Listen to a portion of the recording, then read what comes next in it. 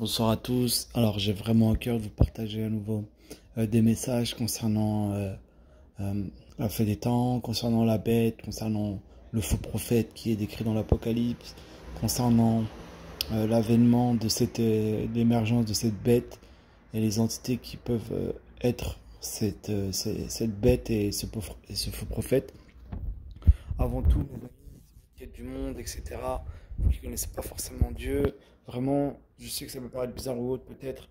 En tout cas, vraiment, je sais que si vous avez à cœur d'écouter cette vidéo jusqu'à la fin, ça peut vous apporter des éléments de réflexion que vous avez peut-être jamais entendus ou pas entendus, que vous comprendrez peut-être que c'est une vérité. Alors, je vais vous partager des choses concernant la fin des temps, concernant peut-être des réflexions personnelles, peut-être des illustrations que je vais décrire par rapport aux événements de la fin, par rapport à l'évangile, par rapport au livre de l'Apocalypse, et par rapport aussi à ce qui est décrit dans d'autres religions. Mes amis, je vais vous partager une chose par rapport à la fin des temps. Vous savez que la Bible, elle parle de l'émergence d'une bête, puis d'une autre bête. Elle parle aussi d'un dragon. Je vous invite à lire l'évangile de Matthieu, chapitre 24, concernant les éléments de la fin des temps, mais ce qui va parler plutôt de la bête, du faux prophète et du dragon, ça va être l'Apocalypse, chapitre 13. Je vous invite à lire l'évangile de Matthieu, chapitre 24, l'évangile de Luc au chapitre 21 et le livre de l'Apocalypse au chapitre 13. Mes amis, Macron, par exemple, avait parlé de la bête. On ne sait pas, honnêtement, je peux me tromper, mais il se peut qu'il parle d'une bête, l'émergence d'une bête, mais qui peut être la symbolique du Covid et d'autres choses, terrorisme. Mais il se peut aussi qu'il fasse référence possiblement à la bête de l'Apocalypse. Il a dit au Financial Times en avril 2020, je crois que notre génération doit savoir que la bête de l'événement est là, et elle arrive. Et qu'il s'agisse de... je sais plus quoi, il énumère plusieurs choses. Et puis il dit, il faut la combattre quand elle arrive, mais en restant aussi disponible pour qu'elle devienne quelque chose de nouveau, je crois. Il disait quelque chose comme ça. Mes amis, je vous invite à lire le livre de l'Apocalypse. Il y a marqué que le monde sera en admiration devant la bête, derrière la bête. Et ils vont adorer le dragon qui avait donné l'autorité à la bête. Cette bête-là, c'est qui?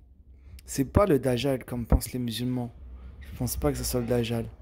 Je pense que cette bête-là, cette première bête, ça va être le Mahdi. Ça va être l'émergence de la personne qui va porter l'islam comme religion mondiale. Ça va être cette personne-là. Et le dragon, c'est le shaitan. Mais les gens ne le savent pas. Parce qu'il va faire des prodiges, sûrement.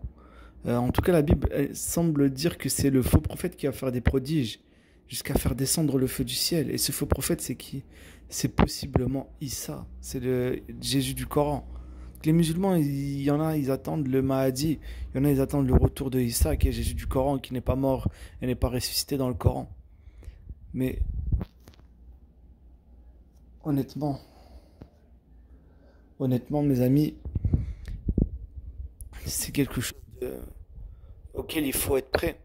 Parce que demain, mes amis, vous qui ne croyez pas forcément à certaines choses, vous allez voir peut-être des événements qui vont arriver.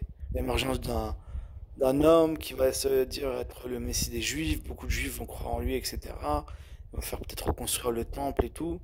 Et puis demain, imaginez qu'en fait, il y a le Mahdi qui émerge, qu'il est là, et qu'ensuite vient Issa, Jésus, en venant du ciel, avec des grands miracles, etc. Mais la Bible, elle parle, elle dit, il y a un verset étonnant qui dit que 2 Thessaloniciens, chapitre 2, verset 9, qui dit l'apparition de cet impie se fera par des signes et des prodiges mensongers par la puissance de Satan. Alors, mes amis, moi je m'en garde par rapport à ça. Il se peut que le Dajjal, ça soit peut-être un faux prophète, ok, mais c'est qu'une mascarade. C'est un faux méchant. Il va servir à ce que le Issa qui va le vaincre, il soit légitimé. Les gens vont dire, ah, c'est vraiment lui, il a vaincu le Dajjal, l'antichrist qui nous a fait, qui nous a séduit et tout. Peut-être que même le Dajjal, peut-être c'est la symbolique Illuminati, je sais pas. Et que, en vérité, le but, c'est vraiment d'ériger l'islam comme religion mondiale. En tout cas, la Bible, elle parle de décapitation à la fin des temps. Imaginez qu'il y a tous ces miracles-là. Issa et le Mahdi viennent. Vous croyez que les chrétiens vont pouvoir subsister? Pensez pas qu'un jour on dira, regarde, t'es un mécréant. Regarde, il y a eu des miracles. Le Mahdi et Jésus, ils veulent la paix. Toi, tu te dis encore chrétien.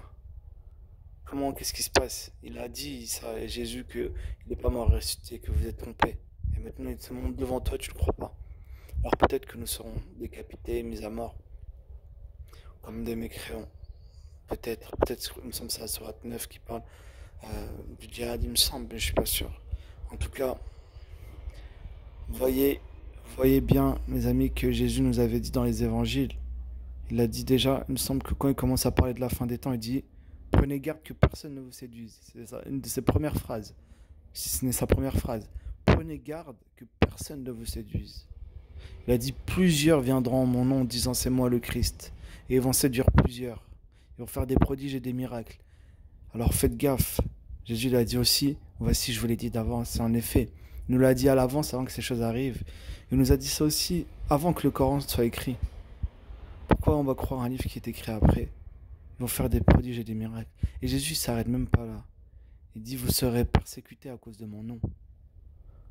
On vous fera mourir. Vous serez haïs de toutes les nations à cause de mon nom.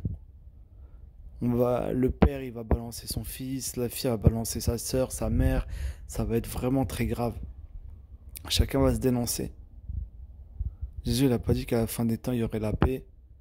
Il n'a pas dit qu'il viendra demander à ce que les gens prient, etc. Non. À la fin des temps, les chrétiens devront être persécutés et mis à mort.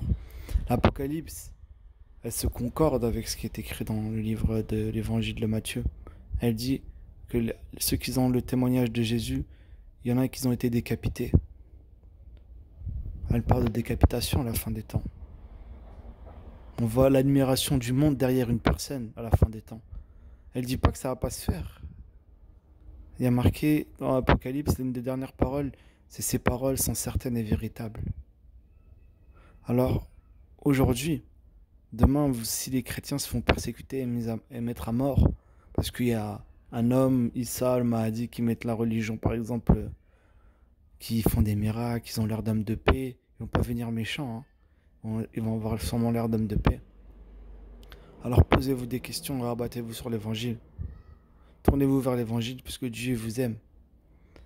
Il a dit, Jésus, le voleur, il vient que pour dérober, égorger et détruire. Moi, je suis venu afin que les brebis aient la vie et qu'elle l'ait en abondance. Il a dit, le bon berger donne sa vie pour ses brebis. Jésus est le bon berger, il a donné sa vie pour nous. Pourquoi? Pour que tu ne puisses pas passer en jugement.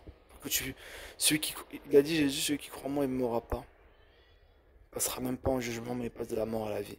En fait, la bonne nouvelle, c'est quoi?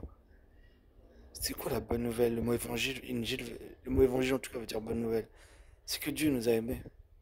Dieu l'a aimé l'humanité, il a envoyé son fils Jésus. C'est son image. Il est l'image de la miséricorde de Dieu. Il est la miséricorde de la manifestation de l'amour de Dieu. Il a porté tous nos péchés pour que nous on puisse avoir la vie éternelle. C'est ça la bonne nouvelle. C'est que nous on est coupables. La Bible dit il n'y a pas de juste, pas même un seul. On est tous coupables. On est séparés normalement de Dieu, il me semble, parce que on a fait le mal. Comment on peut s'approcher du Dieu saint? Nous qui avons déjà péché. Alors, le sacrifice de Jésus nous rend saints. Par exemple, vous savez, il y a une histoire dans la Torah où il me semble que c'est dans le désert, les Juifs ils se faisaient mordre par des serpents, etc. Et je crois qu'il y en a qui mouraient.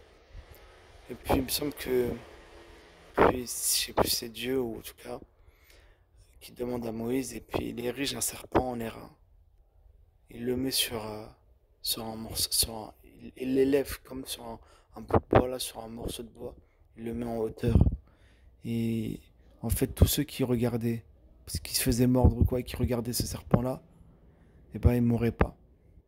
Et Jésus, il a repris cette histoire, il a dit, de même que, il semble que c'est Moïse a élevé le serpent dans le désert, et que quiconque le voyait ne mourrait pas, de même il faut que le Fils de l'homme soit élevé, afin que quiconque croit en lui ne meure pas, mais qu'il ait la vie éternelle. Jésus te donne la vie éternelle, mon frère, ma sœur. Peut-être que les gens ne connaissent pas Dieu, il y en a qui vont faire le djihad, peut-être mourir en martyr parce qu'ils savent pas. Parce que Dieu les aime. Et lui, Jésus, il est mort pour que toi tu aies la vie éternelle. Et il est vivant aujourd'hui. Et Dieu nous aime. Il est la manifestation de l'amour et de la bonté de Dieu. Il a porté toute ta condamnation pour que tu sois sauvé. Alors les éléments qui vont venir, ça va sûrement être très grave, la persécution, il y aura des semblants de paix, etc. Mais tourne-toi vers Jésus. Aujourd'hui, accepte-le dans ta vie et sois sauvé. C'est pour toi. Accepte-le. Moi, je dois prêcher l'évangile. Mais accepte-le parce que il t'a sauvé. Tu as la vie éternelle. Tu n'es plus condamné. Celui qui a le Fils a la vie. Celui qui n'a pas le Fils n'a pas la vie. La colère de Dieu demeure sur lui, c'est inversé. Dieu t'aime. Si tu te repens, que tu acceptes, tu es sauvé. Faites gaffe que personne ne vous séduise à la fin, mes frères et sœurs. Faites gaffe. Là, aujourd'hui, il n'y a rien, on est en 2020. Faites gaffe.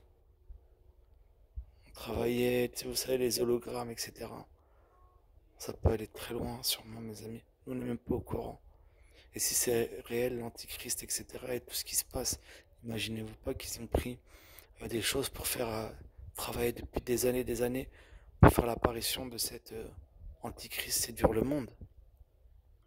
Alors prenez garde que personne ne vous séduise, comme a dit Jésus, et soyez sauvés, soyez bénis, que Dieu vous garde. Attention au Dajjal, attention, c'est pas lui que je vise. Moi, je vous parle de Mahdi et de Issa. Dajjal, ça va être aussi un faux Christ, mais ça va juste permettre de créer une histoire pour légitimer son nom Jésus là du Coran et ça.